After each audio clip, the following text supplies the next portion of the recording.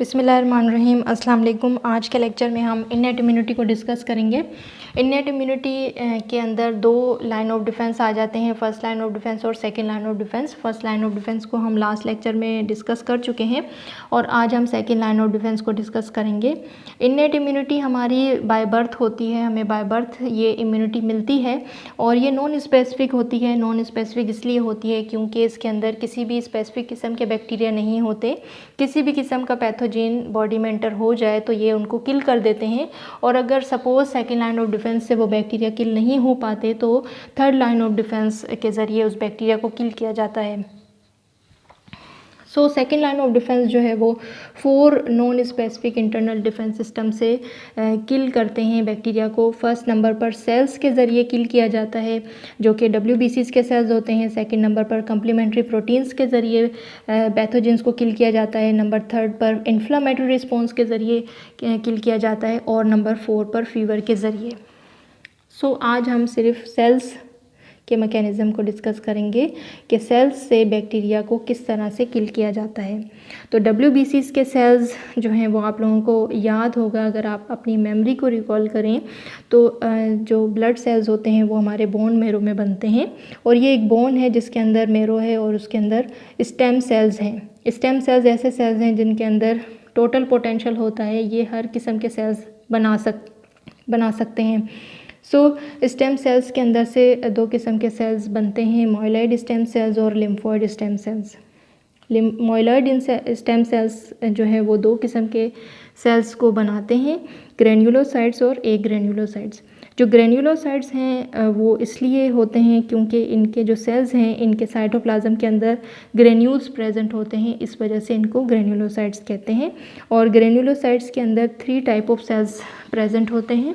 Basophils जिसके granulocytes blue colour के होते हैं, इनको हम पॉलीमॉर्फोन्यूक्लियर भी कहते हैं क्योंकि इनके जो न्यूक्लियस है वो बहुत लार्ज होता है और मल्टी न्यूक्लिएटेड होते हैं ये। और न्यूट्रोफिल्स हैं, न्यूट्रोफिल्स के अंदर जो ग्रेन्यूल्स हैं वो दोनों कलर के होते हैं, रेड और ब्लू, इसलिए हम न्यूट्रोफिल्स का इनको नाम देते हैं। और इजिनोफिल्स होते हैं जिनके ग्रेन्यूल्स रेड कलर के होते हैं। बेजोफिल्स और इजिनोफिल्स को हम इन्फ्लामेटरी रिस्पॉन्स वाले टॉपिक में डिस्कस करेंगे, जबकि न्यूट्रोफिल्स को आज हम डिस्कस करेंगे। एक ग्रेन्युलोसाइट्स की टाइप के अंदर मोनोसाइट्स होते हैं, इनके साइटोप्लाज्म के अंदर ग्रेन्यूल्स प्रेजेंट नहीं होते और इनके अंदर जस्ट एक लार्ज न्यूक्लियस प्रेजेंट होता है। ये मोनोसाइट 2 किस्म के सेल्स बनाते हैं, एक मैक्रोफेजेस बनाते हैं और एक डेंड्राइटिक सेल्स बनाते हैं। तो मैक्रोफेजेस और डेंड्राइटिक सेल्स दोनों का सेम ही फंक्शन होता है और आज हम मैक्रोफेज का फंक्शन डिस्कस करेंगे। सपोज़ करें कि first line of defence fail हो चुकी है, फ़र्स्ट लाइन ऑफ डिफेंस के अंदर से बैक्टीरिया क्रॉस कर चुके हैं, आपके स्किन से बैक्टीरिया क्रॉस कर चुके हैं। सपोज़ आपको इंजरी हो गई है तो बैक्टीरिया उस वॉन्ड से आपके जिस्म के अंदर इंटर हो चुके हैं, तो फेगोसाइटोसिस के प्रोसेस से उस बैक्टीरिया को किल किया जाएगा। Phago means to eat and cytosis means cell. तो सेल ईटिंग प्रोसेस 2 तरीक़ों से होगा, 2 सेल से परफॉर्म होगा सेल ईटिंग प्रोसेस, एक न्यूट्रोफिल्स और एक मैक्रोफेजेस। न्यूट्रोफिल्स सबसे पहले आपके टिश्यूज़ के सामने आएंगे। न्यूट्रोफिल्स ब्लड स्ट्रीम में फ़्लो कर रहे होंगे, तो न्यूट्रोफिल्स जो हैं वो बोन मेरो से बनने के बाद ये फ़ौरन से आपके ब्लड स्ट्रीम में शामिल हो जाते हैं और ब्लड स्ट्रीम के अंदर से ये ब्लड कैपिलरीज़ को पास करके टिश्यूज़ के अंदर रहने लगते हैं। जैसे ही बैक्टीरिया आपके स्किन को क्रॉस करता है तो आपके टिश्यूज़ के अंदर आ जाते हैं बैक्टीरिया। तो न्यूट्रोफिल्स जो हैं उसको फ़ौरन से सबसे पहले सेकेंड लाइन ऑफ डिफेंस की इनिशिएशन जो है वो न्यूट्रोफिल्स की वजह से होती है। जैसे ही second line of defence activate हो जाते हैं तो न्यूट्रोफिल्स सामने आ जाते हैं और न्यूट्रोफिल्स उस बैक्टीरिया को किल करने की कोशिश करते हैं। न्यूट्रोफिल्स के अंदर ग्रेन्यूल्स प्रेजेंट होते हैं और इनके अंदर variety of toxic substances present होते हैं कि ये बैक्टीरिया को किल कर सके। बैक्टीरिया या फिर पैथोजिन हम कह सकते हैं। तो बैक्टीरिया को जैसे ये किल कर देते हैं तो ये ख़ुद भी वहीं पर ही ख़त्म हो जाते हैं और पस क्रिएट हो जाता है और उस पस को जो है वो ये मैक्रोफेजेस बाद में ईट करते हैं। ये मोस्ट अबंडेंट फेगोसाइट है 50 to 60% सर्कुलेटिंग ल्यूकोसाइट्स के अंदर ये 50 to 60% प्रेजेंट होता है, यानी कि जो WBC सर्कुलेट कर रहे होते हैं हमारे ब्लड स्ट्रीम के अंदर, उनके अंदर 50 to 60% सबसे ज़्यादा न्यूट्रोफिल्स मौजूद होते हैं। और न्यूट्रोफिल्स जो हैं वो शॉर्ट लाइव्ड होते हैं, इनकी लाइफ स्पेन सिर्फ 1 दिन तक होती है मैक्सिमम, तो ये 1 दिन तक ही प्रेजेंट रहते हैं और 1 दिन के अंदर ही ये ख़त्म हो जाते हैं। और एक नॉर्मल हेल्दी पर्सन के अंदर 1 दिन के अंदर ये 100 बिलियन न्यूट्रोफिल्स बनते हैं और डेली 100 बिलियन न्यूट्रोफिल्स ख़त्म होते हैं। और सेकंड फेगोसाइटोसिस का प्रोसेस मैक्रोफेजेस के ज़रिए होता है। मैक्रो यानी कि big and phages means to eat, तो ये बिग ईटर्स होते हैं और ये लॉन्ग लाइव्ड होते हैं।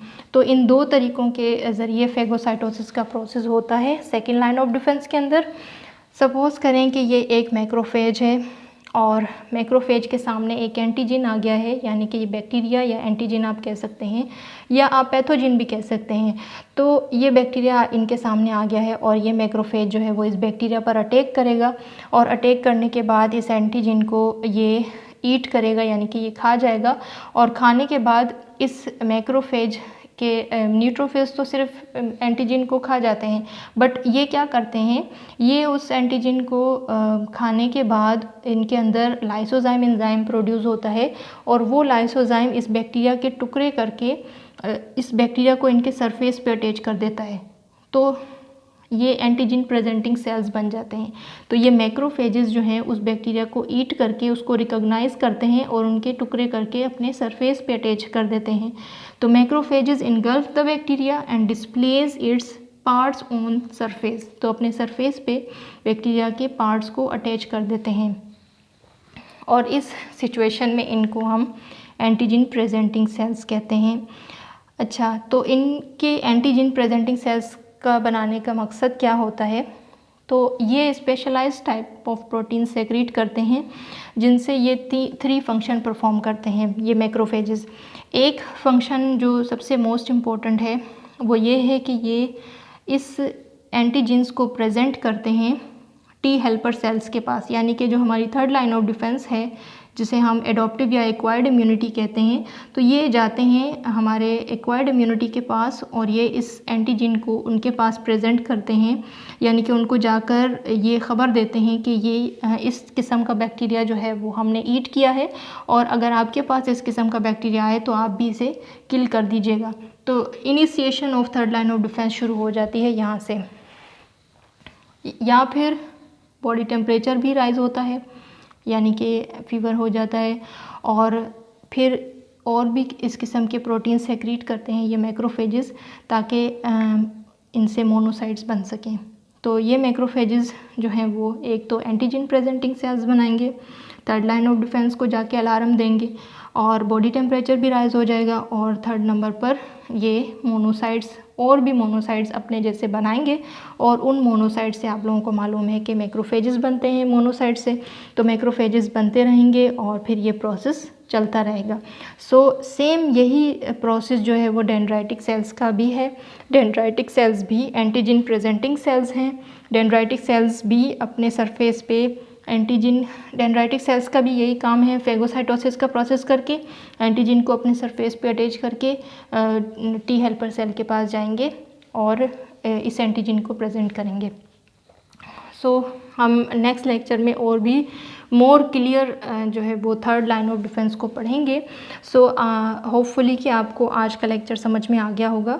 जो फेगोसाइटोसिस का प्रोसेस होगा सबसे पहले होगा सेकेंड लाइन ऑफ डिफेंस में और सबसे पहले न्यूट्रोफिल्स ही सामने जाएंगे टिश्यूज़ के पास और टिश्यूज़ के अंदर सबसे ज़्यादा न्यूट्रोफिल्स प्रेजेंट होते हैं, तो न्यूट्रोफिल्स सबसे ज़्यादा जाएंगे उस सेल के पास और बैक्टीरिया को किल कर देंगे और सेकंड जो है वो मैक्रोफेजेस के प्रोसेस से होगा। सो होपफुली कि आपको आज का लेक्चर समझ में आ गया होगा और नेक्स्ट लेक्चर के अंदर हम कम्प्लीमेंट्री प्रोटीन्स को डिस्कस करेंगे और नेचुरल किलर सेल्स को भी डिस्कस करेंगे।